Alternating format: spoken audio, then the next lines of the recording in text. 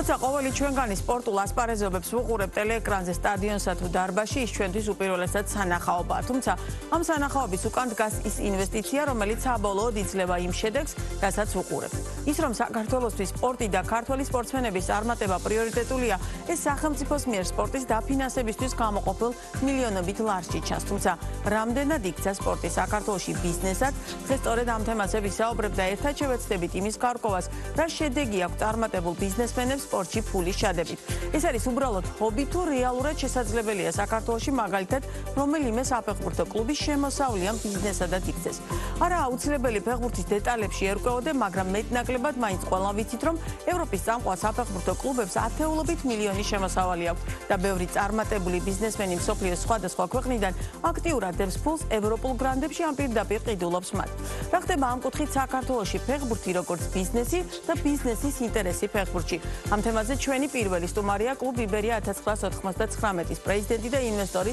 ტარიელ ხეჩიკაშვილი. მოგესალმებით. მადლობა გაცემას სტუმრობისთვის. ჩემთვის ტარიელ ხეჩიკაშვილი იმ ადამიანისთვის, რომელიც ბიზნეს მედიაში ვარ, აგერ უკვე მრავალი წელია,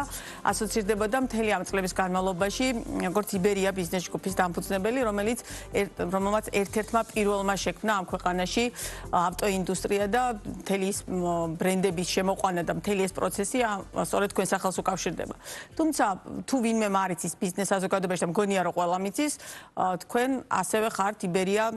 საფეხბურთო კლუბის მფლობელის, დამფუძნებელის, პრეზიდენტის და შემდგომ. და ის შედეგები, რომელიც იბერია მაჩვენა ბოლო წლებში, გარკვეულწილად ასახავს კიდეც იმას, რამდენად დიდი ინვესტიციაა ჩადებული ამ კლუბში. თუმცა დღევანდელი ჩვენი გადაცემის მთავარი არსი არა უშუალოდ საფეხბურთო შედეგები, არამედ ის თუ რამდენად საინტერესოა ქართული ბიზნესისთვის, წარმატებული ბიზნესმენისთვის სხვა მიმართულებით, რომ ფული ჩადონ ამ შემთხვევაში სპორტში და კონკრეტულად ფეხბურთში. თქვენთვის რა იყო мотиваცია, როდესაც ფეხბურთში გადაწყვიტეთ ფულის ჩადება და მთავარი ეს არის დღეს თქვენთვის ტარიელ ხეჩიკაშვილისთვის ჰობი თუ რეალურად შეგიძლიათ რომ კლუბი აქციოდ შემოსავლიან ბიზნესად? საღამოშუდობისა, მოგესალმებით ტელემაყურებელს. უპირველეს ყოვლისა უღმესი მადლობა, რომ ამ თემით დაინტერესდით. ძალიან მნიშვნელოვანია ამ თემაზე საერთოდ ქართულ ფეხბურთზე, სპორტზე ვისაუბროთ და სპორტში ინვესტიციებზე მოგეხსენებათ, რომ გარდა ბიზნესისა, ჩემთვის ერთ-ერთი საყვარელი სახეობა და მიმართულება არის სპორტი, სპორტში ინვესტიცია და რა თქმა უნდა განსაკუთრებით ფეხბურთში. ის პოტენციალი, რაც საფეხბურთო ინდუსტრიას აქვს, ნამდვილად შეგვიძლია, რომ საქართველოში თუნდაც მსგავსი რაღაც მოდელი გადმოვიღოთ იმ მასშტაბების მიხედვით, რა მასშტაბებიც ჩვენ ქვეყანას და ჩვენ ეკონომიკას აქვს. ამის კარგი მაგალითი გვაქვს, თუნდაც ავტომობილ ბიზნესს რა ვიღოთ, ხო? ჩვენ აბსოლუტურად იგივე სტანდარტები გვაქვს, რაც დიდ ქვეყნებში წარი, უბრალოდ იქ სხვა მასშტაბის ბიზნესია, ჩვენთან სხვა, მაგრამ სტანდარტები ერთადაგივეა და მოდელი წარმატებულად მუშაობს. ყველა კრიზისს გაუძლო ჩვენმა ბიზნესმა და ძალიან მდგრადი და სწორედ განვითარებადა და რეგიონში ერთ-ერთი საუკეთესო ბიზნესად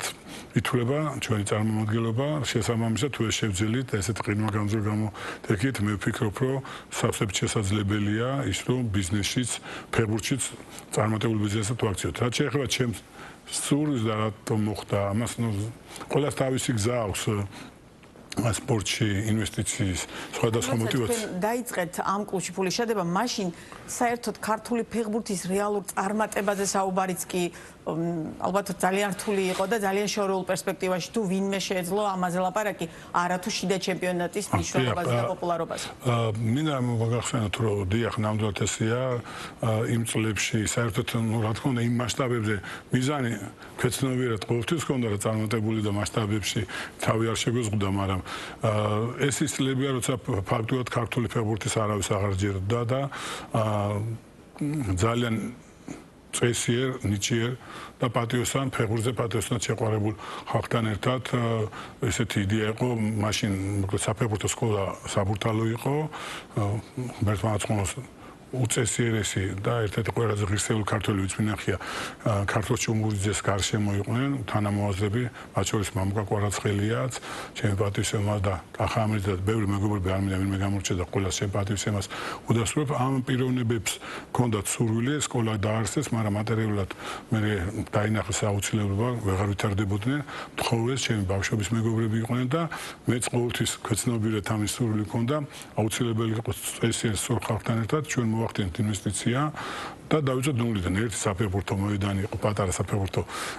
იოსებიძის ქუჩაზე და იქიდან დაიწერა ჩვენი ისტორია. ნულიდან დავიწყოთ ფაქტიურად. ჩემთვის თავარი мотиваცია მაშინ იყო, რა თქმა უნდა, ემოციური შემოქმედება, მაშინ არანაირი ბიზნესზე არ იყო ლაპარაკი. დღესაც არანაირი ბიზნეს სარგებელი არ მაქვს, მაგრამ დღეს ვალდებულები ვართ, რომ ბიზნეს მოდელზე გადავიდეთ, სხვანაირად კლუბი ვერ განვითარდება და მაშინ ერთ პატარა საიდუმლოსაც გაგიხელთ ბავშვობაში როცა მე ფეხბურთი უზომოდ ვიყავს ჩემს მასთან ერთად თამაშობდი მაგრამ ოჯახს არ ქონდა იმის მატერიალური შესაძლებლობა და მაშინ გარკვეული პრივილეგიებსაც იძლეოდა ნაკრებში მოხვედრა სპორტული სიები იყო მაშინ ჯარიდან თავისუფლდებოდა მთელი რიგი პრეფერენციები შეიძლება მიგეღო მაგრამ ეს ხშირ შემთხვევაში იყო ფულთან დაკავშირებული ამის შესაძლებლობა ჩემ ოჯახს არ ქონდა მაშინ ჩავიფიქრე რომ აუცილებლად ისე სკოლას გავაკეთებდი რომ ნიჭიერი ბავშვი არ დაჩაგრულიყო. ჩვენი მთავარი მისია მაშინ იყო ეს, ჩემი მთავარი мотиваტორი და ნამდვილად შევძლებთ ისეთი აკადემია შევქმნით, რომელშიც ბავშვები არათუ განთავისუფლებლებიან და დღესაც აკადემიაში განთავისუფლებები ძალიან ბევრს ხელფასაკეთ უხდით და ყველა საფეხბურთო საზრუნავი ოჯახს მოკლებული აქვს. სალკი არის სკოლა, იმიტომ რომ კონკურენცია არის და შესაბამისად იმდენად მეტი სურვილია რომ ყველას ვერ აკადემიაში ყველა მოხდება აკადემია აუცილებლად და ეს აკადემია ნელ-ნელა ესე განვითარდა რომ ბოლო 10 წლის მანძილზე მას შემდეგ რაც ეროვნული ჩემპიონატი ახალი ფორმატით ტარდება და მე სიამაყედ შემიძლია ვთქვა რომ ისეთ გრანდებთან როგორც არის დინამო, ტორპედო და ასე შემდეგ ძალიან ბევრი კლუბი ბათუმის დინამო ჩვენ საქართველოში ბოლო 10 წლის მანძილზე ყველაზე მეტი ტიტული მოვიპოვეთ სამჯერ ჩემპიონი, სამჯერ თასი ავიღეთ და სუპერთასიც, მაგრამ დღეს ახალ სპორტულ მიღწევებზე არ ვლაპარაკობ და ყველაზე მეტად რაც მიამაყება რომ ჩვენი აკადემიის აღზრდილი ეროვნული ნაკრების ღირსებას იცავენ ჩვენი საამაყო გუნდის რომელიც სხვა სასოფლო-ჯგუფში ეს არის წმინდა საფეხბურთო ასევე რა თქმა უნდა დღეს უკვე ამოცანა გვაქვს რომ ეს გუნდი გავხადოთ თვითკმარი და არ იყოს მხოლოდ ერთი ადამიანის შემოსავლების დამოკიდებული ის თქვა რამდენი მილიონის ინვესტიცია ჩადეთ დაგჭირდა თანო ჩადეთ იცით ნუ ეს ერთი ათეულით რო არა შემოიფარგლება მილიონით ეს შემიძლია დაგიდასტუროთ იმიტომ რომ ყოველწლიურად რამოდენიმე მილიონი მოკლედ ყოველწლიურად შემოსავალს რომელიც გენერება ხდება ბიზნესიდან და მადლობა ჩემი ოჯახის წევრებს რომ სულგძელად იღებენ ამას და ფაქტობრივად ჩემ მრავალშვილიან ოჯახს ვაკლებ იმას მატერიალურ რაღაც დოვლათს, მაგრამ მადლობა გქონდეთ ისინი გაგებით კიდებიან რომ ხვდებიან რომ ეს არის ჩვენი ოჯახის მისია რომ ახალგაზრდა ნიჭიერ ფეხბურთელებს დავეხმაროთ რომ ასახელონ ქვეყანა და მარტო ჩვენ პირადკეთი დღეობაზე არ ვიზრუნოთ, მაგრამ იმასაც ხვდებით რომ აუცილებელია ამ ჩვენმა ინვესტიციამ წინაპირობა შექმნათ მეტი მდგრადობის სტაბილურობის და ამ პროექტის გაზრდის და ეს პროექტი რო გაიზარდოს უნდა გავაკეთოთ ეს ყველაფერი და აი მთავარი პრობლემას დღეს რა წარმოადგენს მაშინ და თქვენ შემთხვევაში გასაგებია რომ იყო ემოციური ფაქტორი რომ რის გამოც ფული ჩადეთ მაგრამ დღეს აი დღევანდელ მოცემულობაში რომ არ ყოფილიყო ეს ემოციური ფაქტორი კლავად ჩადებთ ფულს ან გექნებათ სურვილი რომ ინვესტორი მოიყვანოთ თქვენ ხა ვიდრე გადაცემას დავიწყებდით ამბობდით რომ სანამ შემოვიდოდით უკვე რეალურად ეთერში რომ არჩევანის წინაშე ხართ რეალურად ამ ბიზნესად უნდა ვაქციოთ ან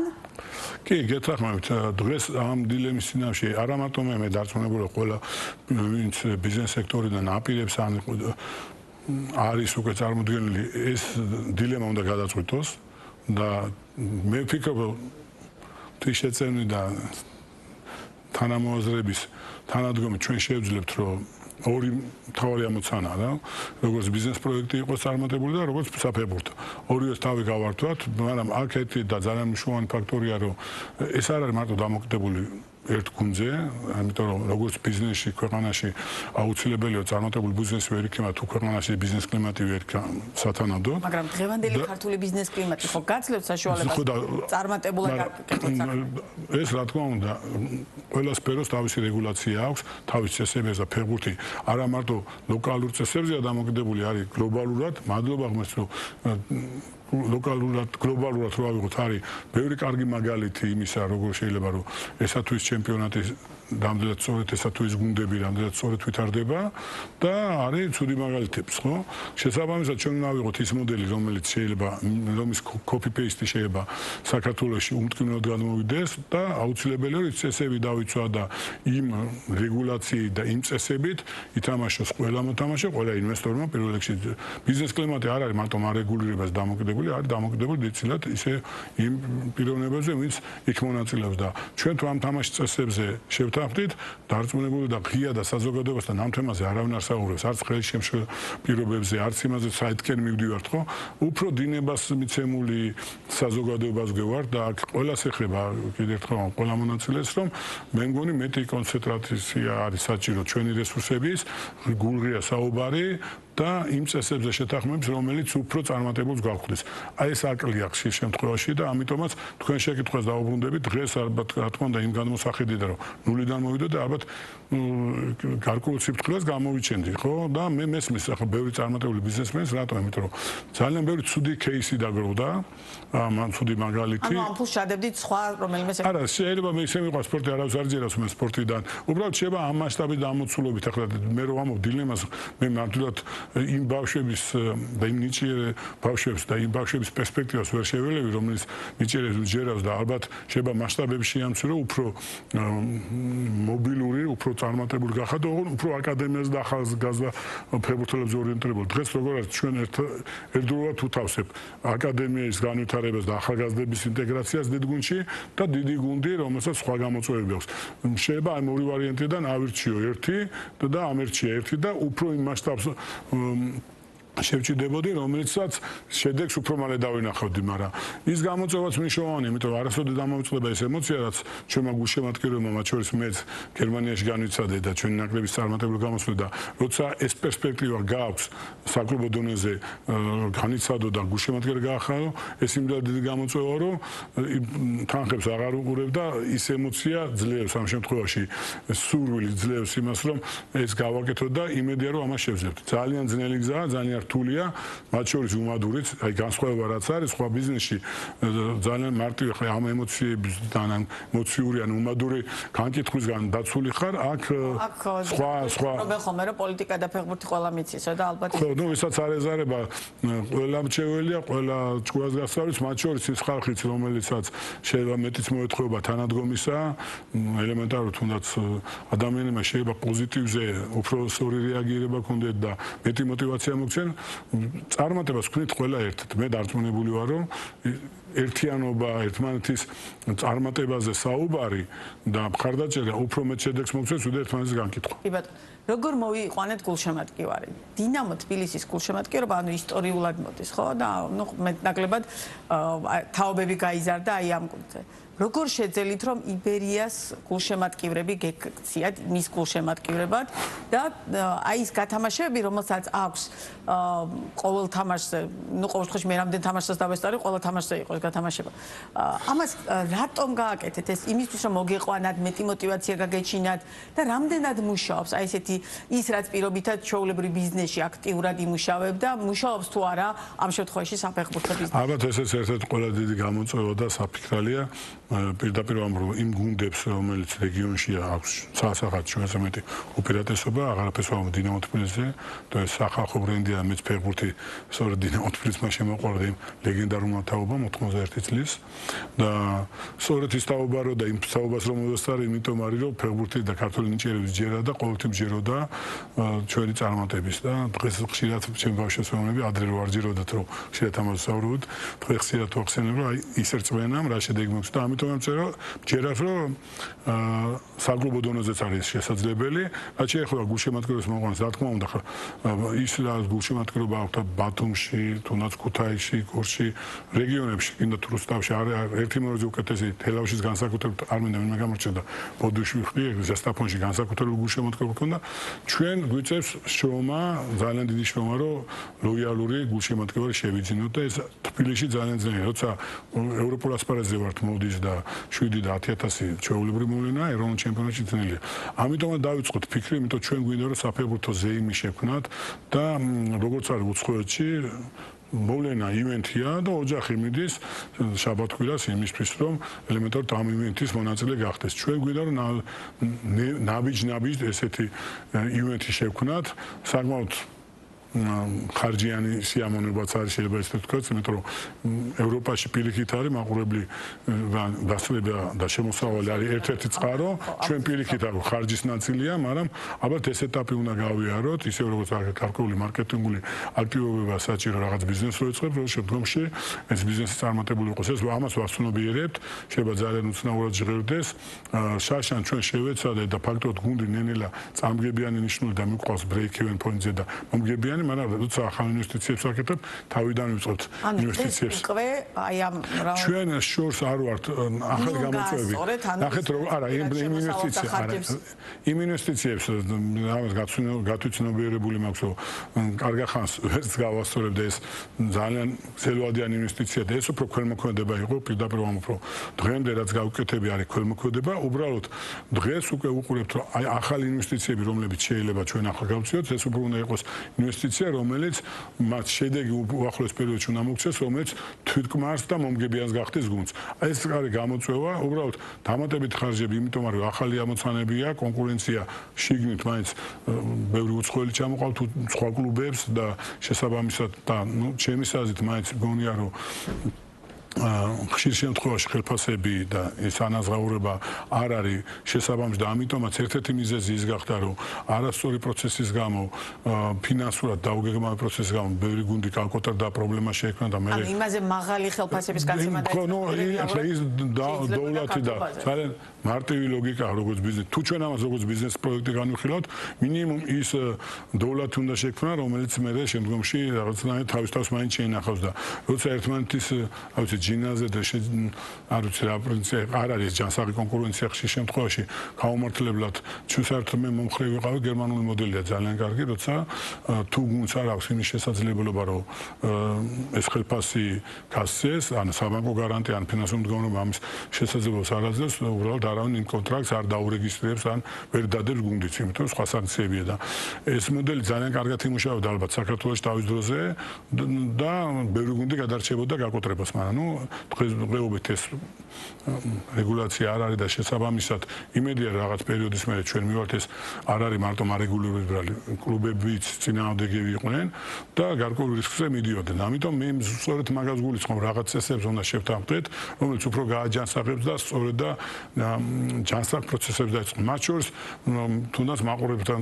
კომუნიკაცია არ უნდა შექმნათ ილუზიები არ უნდა შექმნათ იმიტომ რომ რაღაც გამოწვევის წინაშე ვარ თუ ვერ შევძლებ მიუხედავად იმისა რომ ჩვენი არ არის ისტორიული გუნდი და კერძოა და თავიდან ბოლომდე ერთი კაცის ინვესტიციაზეა დამოკიდებული ბოლომდე ვაცნობიერებ რომ რა ქვეყნის ღირსებას წარმოადგენენ ევროპულ ასპარეზზე აუცილებელი ანგარიშვალდებული ვარ გულშემატკივართ ამიტომაც უნდა ღია და გულწრფელად ვილაპარაკოთ იმ აუკარგზე რაც არის რაც ხელს გვიშლის და რითი შეიძლება წარმატება და როგორ გესმის მე სიამოვნებთ მოусმენდი ძალიან ბევრ კოლეგას ბიზნესიდან თუ რამე იდეა არის რომელიც ჩვენ გვაგაძლიერებს ან რამე გამოცდილება რომელიც შეიძლება ჩვენ გავიზიაროთ ჩვენი კარი ღია და სიამოვნებით მოусმენ ყველა რჩევას გულშემატკივარი რამდენად გაიზარდა თქვენ შემთხვევაში და დაუშვათ გაყიდული ბილეთთან გაყიდული შემოსავალი რეალურად რაიმე ხარც მაინც გიფარავთ თუ ეს უბრალოდ იმდენად სიმბოლურია ეს თანხა რომ არანაირი რეალური ხარჯის დაფარვა არ შეუძლია არა ამ ეტაპზე ინფრასტრუქტურის შენახვაზე მაყურებელი რა თქმა უნდა გაიზარდა ცალსახად შეიძლება ითქვას რომ შეიძლება 100%-იანი ზრდა არის, მაგრამ ეს არ არის საკმარისი. მოლოდინი გულწრფელად გეტყვით უფრო მეტის გვაქვს და იმედია რომ ამას მივახციებთ. ხარჯები რაც შეეხება, ჯერ ახლოსაც არ არის იმასთან და ხარჯი ჩვენ გავწიეთ და რა თანხაც იხარჯება, მაგრამ გულწრფელად გეტყვით, ერთ-ერთი მნიშვნელოვანი ფაქტორია რა გარემო დახვდება ფეხბურთელებს, როცა ჩვენ გვინდა კარგი ტრანსფერები განვახორციელოთ, ერთ-ერთი ხელს შემშლელი ფაქტორი ის არის, რომ ფეხბურთელებს უნდათ ისე როგორც სახეობს დარბაზ წინაშე გამოვიდეს ესეა ფეხბურთელების და ეს საფეხბურთო ზემის თანამონაწილეობამ კვალიფიციური ფეხბურთელი შიგ შემთხვევაში თავს იკავს ერთ-ერთი მიზეზი არ არის მხოლოდ თავარი, მაგრამ ერთ-ერთი მიზეზი არის ეს განსაკუთრებით თბილისში, როცა цаრიელ ტრიბუნებზე გიწევს წინაშე თამაში და ამიტომაც გვინდა რომ ეს ზემის შექმნა სხვათა შორის ფეხბურთელებიც უკვე ეს მათი კომუნიკაცია გულშემატკივრებთან ძალიან კარგი საყურებელია გუშინაც ერთმანეთის მიმართ აქვთ პატივისცემა, სხვა ხალისით გამოდიან ფეხბურთელები, იმედია რომ რაოდენობა გულშემატკივრების გაიზრდება და ვფიქრობთ რომ ჩვენ ასე ვიცოდით ესეთ შედეგი პრესიათ არ დადგებოდა, მაგრამ ვფიქრობ რომ გაისათ უკეთესი შედეგი იქნება და რაღაც დრო დაუჭირდება იმისთვის რომ ჩვენ ლოიალური, ჩვენი გულშემატკივარი ყავდეს, ვისთვისაც იბერიელობა იქნება საამაყო და გუნდისთვის იქნებიან თავდადებული. და ერთ-ერთი ალბათ ყველაზე მნიშვნელოვანი ნაწილი ჩვენი საუბრის ეს არის ბავშვთა აკადემია. იმის გათვალისწინებით რომ ბოლო პერიოდში მეტნაკლები შემხებლობა მაქვს ბავშვთა აკადემიებთან, თითქმის ყველა ფეხის ნაბიჯზე, განსაკუთრებით დედაქალაქში, ვაწყდებით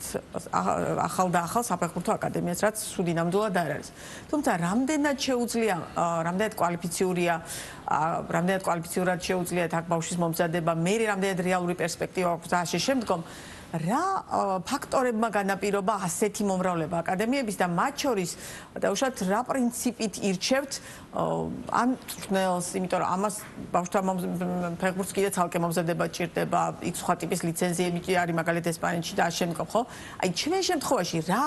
ფაქტორები განაპირობებს ბავშვთა აკადემიების ასეთ სიმრავლეს და მე იქ რამდენად ვიღებთ რეალურ ცოდნას? ძალიან კომპლექსური შეკითხვა და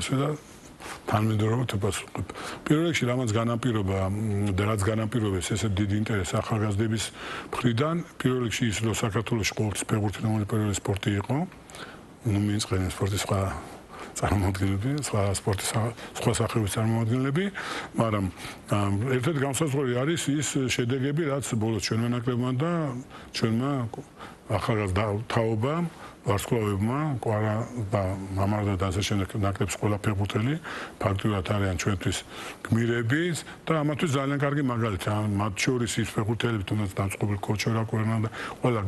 ამის გულიაშვილი კოჩოლეში ჩვენი გაზლით ფეხბურთელი დვალი და ასე შემდეგ, ყველა არ მინდა ვინმე გამორჩეს. ეს ფეხბურთელები არის ცოცხალი მაგალითი დაუშვათ ჩვენი აკადემიის აღზრდილებისთვის, თუნდაც შაშან მამაგეიშვილი დაბადაძე გუნდში თამაშობდნენ, დღეს უკვე ეროვნული ნაკრების ღირსებას იცავენ და ეს არის ძალიან კარგი мотивация, мотиваტორი ახალგაზრდა ბავშვებს თუ თუნდაც შეიძლება რომ ეროვნულ ნაკრებში მოხდეს აღვიდე საუკეთესო ლიგებში ითამაშო და ეს განაპირობებს ინტერესს როგორც მშობლების მხრიდან ისე ბავშვების მხრიდან რომ ფეხბურთი დაკავდეთ და ეს ძალიან კარგია. ეს დინამიკა კარგია, აუცილებელია რომ შესაბამის თქვენ სწორებს ზანეთ რომ შესაბამისი კვალიფიკაციის მწვრთნელები დარჩნენ, პროცესი იყოს გამართული და ინფრასტრუქტურა. მიუხედავად იმისა რომ ძალიან ბევრი რამ გაკეთდა, ბოლო წლების მანძილზე მთავრობის ხარდაჭერით ფედერაციამ ძალიან ბევრი სტადიონი კეთილ მოაწყო. მათ შორის არის წვეების ბევრისთვის ხელმისაწვდომი სხვადასხვა რეგიონში, თუმცა მაინც ყველა სასახად ვაღიარებთ, რომ საკმარისი არ არის ინფრასტრუქტურა, იმდენ დიდია მოთხოვნა. ჩვენი სკოლის მაგალითზე გეტყვი და ძალიან დროულად მოგვისვა და მადლობა მინდა ყველა ინიციატორს, ეს იქნება საქართველოს მთავრობა, სპორტის სამინისტრო, ყველამ ვინც ეს პროექტი შემოიღო, რომლის ინვესტორს საშუალება აქვს ინფრასტრუქტურა აიღოს 100 წლიანი უფასო იჯარით და განავითაროს ჩვენ ერთ-ერთი ყველაზე დიდ ინვესტიციას განვახორციელებთ დიღომში 5 მინდვრიანი, 2 ეტაპად არის და 5 მინდვრიანი სტადიონი გაკეთდება. უკვე დავიწყეთ მიწის სამუშაოები და უახლოეს პერიოდში პრეზენტაციაც იქნება. მიწის სამუშაოები უკვე დავიწყეთ, ყველა ნებერთა ფორმალობა გავიარეთ და ფორმალური საკითხები და შესაბამისად ახალი ბაზა იქნება საქართველოში ამ ეტაპზე ვფიქრობ ყველაზე კარგად მოწყობილი, ყველა სტანდარტის დაცვით იქნება და ეს საშუალებას მოგცემს, რომ ყველა მსურველი ვისაც აქვს და ვითომ ეს დიღომში იქნება და დანი დიღომი თემსა მოსახლეობასაც და ყველას ვისაც სურვილი აქვს საშუალება მიეცემა და მათ შორის საბურთალოში ჩვენი სკოლები განითვირთება, იმიტომ უფროსი ასაკი გადავა იქ საცხოვრებელი იქნება, აღდგენით იცენ ყველაფერი რაც თანამედროვე ბაზებს აქვს და ეს არის ძალიან კარგი შესაძლებლობა იმისა რომ ინვესტიცია მოხდეს ინფრასტრუქტურაში და ბუნებრივია იქ როცა ამხელა ინვესტიციას აკეთებ, ასევე საკმაოდ დიდი დრო დაეთმობა მცველების კვალიფიკაციის ამაღლებას. ყველა მცველი ჩვენთან არის ლიცენზირებული, მეცაც გეტყვით რომ როგორც მოგახსენეთ აკადემიაში ბავშვები არიან განთავისუფლებული, საფეხბურთო სკოლაში ერთ-ერთი ყველაზე დაბალი გადასახადი გვაქვს, ამავდროულად მრავალშვილიან ოჯახს ან სოციალურ დაუცველს ან სასულიერო პირის წარმომადგენლები აბსოლუტურად განთავისუფლებული არიან, ან დიდი შეღავათებით სარგებლობენ და შემდგომშიც იმედია თუ გუნდი წარმატებული იქნება მე ერთ რამეს ვპირდები საზოგადოებას რომ უახლოეს პერიოდში ყველა ინვესტიცია და უკუგება რაც ინვესტიციის მხრიდან იქნება საფეხბურთო კლუბში უახლოეს პერიოდში ისევ რეინვესტირება მოხდება ჩემთვის თავარია რომ ერთ-ერთი ყველაზე ძლიერი აკადემია რეგიონში არა მარტო საქართველოში შექმნათ ძალიან დიდი დრო უნდა დაუთმოთ ახლა ჩვენ რომ საერთაშორისო ურთიერთობებს და მიხარია რომ ახალგაზრდა თაობა მათ შორის ჩემი ვაჟი უკვე ვიცე-პრეზიდენტის პოსტი კავებს დავითი და მისი გუნდი უკვე საერთაშორისო ურთიერთობების მარკეტინგის კუთხით დაეთყობა კიდევ ჩვენ გუნდს თავის გუნდთან ერთად ჩვენ რამოდენიმე საერთაშორისო ტურნირი მოვაწყეთ სპორტის ტურიზმის და ახალგაზრდობის საერთაშორისო ფონდს პარალელურად ხელმძღვანელობთ და მათთან ერთად ჩვენ შევძელეთ ის რომ არის საერთაშორისო ტურნირის უმასპინძლეთ და წელსაც ვაპირებთ საერთაშორისო ტურნირები არის ძალიან მნიშვნელოვანი იმისთვის რომ ახალგაზრდა ბავშვებმა გამოცდილება იძინონ და ყველაზე მთავარად იქ უკვე შეგვიძლია განსაზღვროთ რა დონეზეა ქართული ფეხბურთი, მათ შორის ჭაბუკთა დონეს. მინდა ერთი რამ გითხრათ, რომ 10 წლის წინ საგრძნობლად არათუ თანაბრად მე მაგალითად შემიძლია მოვიყვანო რომ ატლეტიკო მადრიდი რომელიც ესპანეთის ჩემპიონი იყო ჩვენმა გუნდმა მაშინ მოუგო დღეს მათი თანატოლები თუნდაც ატლეტიკოს და ჩვენი ეს კლასი უფრო სხვაობა გაიზარდა რატო ესე იგი რაღაცას ჩვენ სწავლის პროცესში ვაღლებთ და ის მეთოდიკა რომელიც აუცილებელია რომ დაინერგოთ ჩვენთან აუცილებელია რომ ამ მიმართულებით ინვესტიცია მოხდეს სხვანაირად ჩვენ წარმატებულები ვერ ვიქნებით ამ მიმართულებით ვაპირებთ დიდ ინვესტიციებს ხო ეს ყველაზე კარგ და მნიშვნელოვანი თემა შეეხეთ ამ საერთაშორისო ურთიერთობებს და იმას რამდენად აქვთ ქართულ ბავშვებს საერთაშორისო ასპარეზზე გასვლის შესაძლებლობა მათ შორის უკვე პატარა ასაკიდანვე იქ ბავშვთა აკადემიებში გადასვლა და შემდგომ რეალურად ხედავთ ამ პერსპექტივას მე ვაკვირდები ხოლმე მიუხედავად იმისა რომ ის პირდაპირ შემხებლობა არ მაქვს სპორტულ ჟურნალისტიკასთან საკმარისია რომელიმე ქართველი მათ შორის ბავშვის აი თუნდაც ბოლო პერიოდში ძალიან აქტიურია ხო ბანაკები რომელიც გაიმართა და რომელიმე ქართულ ბავშვზე სადმე დაიწეროს რომ ის რომელიმე ევროპულმა გრანდმა თუნდაც ბავშვთა აკადემიაში რაღაც პერიოდით მიიღო რომ ნუ ეს მთელი ისეთი აჟიოტაჟის და ძალიან დიდი სიხარული საგანი ხდება და წარმოვიდგენი ახლა ამას მასშტაბური და მასობრივი სახე რო ქონდეს რამდენად დიდი ინტერესი იქნებოდა და რამდენად დიდი კმაყოფილება მათ შორის მოსახლეობის მხრიდან ხო ამიტომ საინტერესო რამდენად ხედავთ ამ პერსპექტივას რომ ქართველი ბავშვები თუნდაც აი ამ ასაკში როცა იწყებენ ისინი რეალურად ჩამოყალიბებას როგორც ფეხბურთელის რომ გავიდნენ საერთაშორისო ასპარეზზე თუ მერე შეიძლება მერე ღირს ამ ბავშვების უკვე სატრანსფერო ბაზარზე გატანა ძალიან საინტერესო შეკითხვა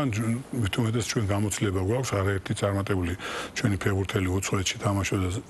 ძალიან მაღალი დონის ლიგებში ჩვენი პრაქტიკიდან გეტყვით იმიტომ მე ვერ გავაკეთებ კომენტარს იმიტომ ჩემი აღქმით ის პროექტები სხვადასხვა ბანაკებს თუ როგორც ამბობთ ხო ეხლა გამომრავლებული იყო ერთ წუთში რამდენიმე ცნობილი ეს არის ეს მე რაც ინფორმაცია მაქვს კიდევ ერთხელ ვამბობთ არ მინდა მის ორგანიზატორებს ნამდვილად ვერ დაუწინოთ ისეთ კლუბების ბანაკებს აწყობენ დასაცავენ ძალიან კარგია ცუდი არ არის გამოცდილება სპეციალისტები ჩამოდიან მაგრამ ეს არის მე ჩემი აღქმით ეს არის კომერციული პროექტები მხოლოდ და მე არ მაქვს ინფორმაცია რომ მაგალითად ესეთი შერჩევიდან რომელიმე ბავშვს ისეთ წარმატებას მიესწროს შეიძლება ვიღაცა არის ახლა სინჯებზე დრო უნდა ამ ყველაფერს მაგრამ ეს უფრო არის კომერციული პროექტები ჩვენ მქონდა მსგავსი შემოთავაზება მათ შორის ესპანური გრანდებიდან, მაგრამ როცა შინაარსი გავიგე რომ ეს არის ორიენტირებული 2 კვირა მაქსიმუმ და გადასახადზეა და ასე შემდეგ, ჩვენ ამ პროექტებზე უარი ვთქვით. უკეთესია რომ პროცესი იყოს აკადემიაში, საერთოდ წესით იმ რეგულაციით რაც არის 18 წლამდე ბავშვი ძირითადად ძალიან ძალიან უცხოეთში 18 წლამდე ბავშვმა მიიღოს სამუშაო ვიზა. გამონაკლისის შემთხვევაში შეიძლება ეს გაკეთდეს, ამიტომ უმჯობესია რომ ზუსტად ესეთი ტურნირები აქ ჩატარებული ან უცხოეთში ტურნირები ტარდება, იმ ტურნირებში მიიღონ რაც შეიძლება მეტი მონაწილეობა, აქაც ერთი პრობლემა ყველა კლუბს აქვს სურვილი, მაგრამ ამატერიალურ თამაშის შესაძლებლობა არ არის და ჩვენ მაქსიმალურად ვცდილობთ რომ უცხოურ ტურნირებზე რაც შეიძლება კლუბის ხარჯზე მოხდეს, იმიტომ რომ ის რომ ხშირ შემთხვევაში მშობლებსაც უწევთ აღარ თანხის დადებას, გაგონილებას ამის შესახებ იძულებულები არიან სხვა კლუბები და კარგი იქნება თუ ჩვენ ამის შესაძლებლობა მიეცემა კლუბები და თუ ამის რესურსების გამოიძებნება რომ საერთაშორისო ტურნირებში თუნდაც პირველი სამმა გუნდმა ჭაბუკთა ლიგის მიეცეს საშუალება რომ დაფინანსდეს და მეტი გამოცდილება მიიღოთ. მოკლედ 18 წლამდე აუცილებელია რომ ბავშვები მინიმუმ კლუბში და კლუბში მიეცეთ ინტეგრაციის და მე მიხარია გუშინ მაგალითად იგივე სუპერთასი თამაში იყო და ერთ-ერთი ახალგაზრდები რო ყავდა ვერმა დაგვზარხა რატო უფრო გამოცდილები და უცხოელები არ თამაშით, მაგრამ მე მიხარია რომ მოედანზე იყო 3 ფეხბურთელი მინიმუმ ჩვენი გუნდა მე აღარაფერს ვამბობ ფეხბურთელში რამდენი ჩვენი აკადემიის აღზრდელი იყო და 3 ფეხბურთელი იყო 17-18 წლის. მე მგონია ხვალინდელი დღე ჩვენი ეროვნული ნაკრების ფეხბურთის ესაა რა თქმა უნდა გუშინელი შეება მართლით ჩვენ ხასეთი გაგვიფუჭდა, მაგრამ ძლევადიანად ეს ძალიან საშუალო საქმეა. ამიტომ ჯობია რომ ფეხბურთელებს მიეცეს საშუალება, მე სიმონხლეს არ ვარ და ეს არის ძალიან ცუდი რეგულაცია, როცა 15 ფეხბურთელის უცხოელის ყოლა შეიძლება 20 ფეხბურთელში და ეს არ არის სწორედ ჩემსადმი საქართველოს პირველ რიგში და თუ გვინდა რომ კომერციალიზაცია მოხდეს და წარმატებული იყოს, პირველ რიგში ჩვენ ახალგაზრდა ფეხბურთელებს, ქართულ ახალგაზრდა ფეხბურთელებს უნდა მიცეთ მეტი საშუალება ჩვენ ჩემპიონატში ინტეგრაციის, რომ მათზე მე მოთხოვნა გაიზარდოს და როგორც ეროვნული ნაკრები გააძლევონ და ახალგაზრდა ნაკრები, ასევე აუცილებელია რომ მე მათ წარმატებულად ეასპარეზონ. სათვალეთო პოტენციურად შეიძლება იმდენი ფეხბურთელი წარმატებული იყოს, მაღალ შემოსავლიანი და ისინი ისევ ქართული ეკონომიკის და ქართული სპორტის განვითარებისთვის რეინვესტირებას მოახდენენ და ამიტომ ჯობია რომ კლუბთან ერთად განვითარდეთ და ოღონდ მიეცეთ საშუალება. ჩვენ არც ერთი ფეხბურთელი არ შეგვიზღუდია, როცა კარგ და შესაბამის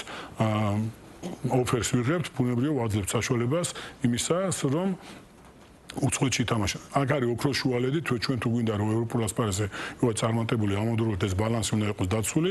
ისეთი ფეხბურთელებიც უნდა დავიტოვოთ, რომლებიც გაგვაძლიერებენ და იქ გვასახელებენ. ძალიან დიდი მადლობა სტუმრობისთვის ამ თემაზე საუბრისთვის. ჩვენთვის ეს პირველი გამოცდილებაა სპორტში ცნობილი ბიზნესმენების მხრიდან ფულის შადებაზე, რამდენად საინტერესოა მათთვის ამ თემაზე საუბრის და ამ თემაზე საუბარს ჩვენ აუცილებლად გავაგრძელებთ სპორტის სხვა სახეობებში და მე იმედი მაქვს რომ შეიძლება მეტი ბიზნესმენი იქნება ამ თემაზე ღიად ასე მოლაპარაკე, იმიტომ რომ ამ თემას განსაკუთრებული მნიშვნელობა აქვს იმისთვის რომ რეალურად კომერციალიზაცია მოხდეს. გარდა იმისა რომ სანახაობრივად ძალიან მნიშვნელოვანია ბუნებრივია ყველა ჩვენგანისთვის ფეხბურთის ყურება. Dariel Khechikaishvili იყო ბიზნეს პარტნიორის პირდაპირ ეთერის სტუმარი, წარმატებებს გისურვებთ გასული შეხვედრაში, რომელსაც ახლა ჩემპიონთა ლიგის საწყის ეტაპზე გამართავთ. დიდი მადლობა.